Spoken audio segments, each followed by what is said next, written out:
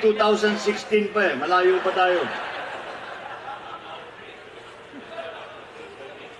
Nag-start talaga ito dahil noong 2016, nagpo-protesta tayo, wala tayong makuha na oras sa ABS, wala tayong makuha sa Channel 7, wala tayong makuha sa Inquirer, wala tayong makuha sa Philstar, binabanat-banatan tayo ng Rappler. Eh, sabi ko, the only option that we have is social media. Kaya June kami nag-concentrate. Kaya nag-hire ako ng libo-libo na troll army. Ipapakilala ko sa inyo ang ating troll army. Can you please show yourselves? Emerald, Franz, Gerald, tatlo yung troll army natin, tatlo.